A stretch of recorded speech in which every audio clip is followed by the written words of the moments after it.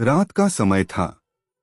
गांव के बाहर एक पुराना सुनसान रास्ता था जहां लोग अंधेरा होने के बाद जाना पसंद नहीं करते थे।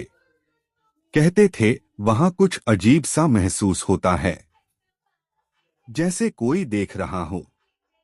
उस रात अर्जुन नाम का एक लड़का अपने दोस्त के घर से देर से लौट रहा था। हवा ठंडी थी और चारों तरफ सन्नाटा फैला हुआ था। सड़क पर सिर्फ उसके कदमों की आवाज गूंज रही थी। चलते चलते उसे लगा जैसे कोई उसके पीछे आ रहा है। वह रुका, पीछे मुड़कर देखा, लेकिन वहां कोई नहीं था।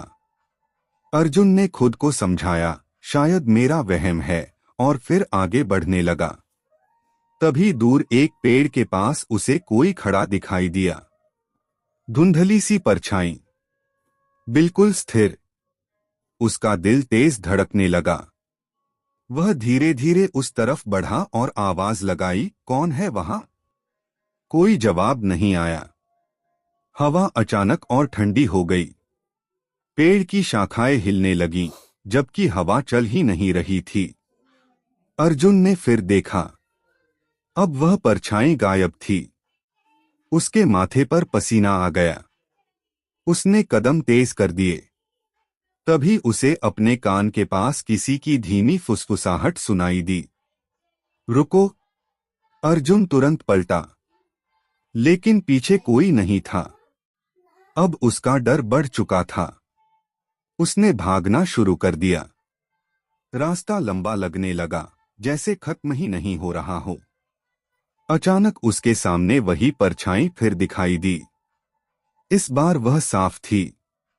एक लड़का, लगभग उसकी ही उम्र का, लेकिन उसका चेहरा बहुत फीका था, आंखें खाली और गहरी। वह लड़का धीरे धीरे अर्जुन की ओर बढ़ने लगा।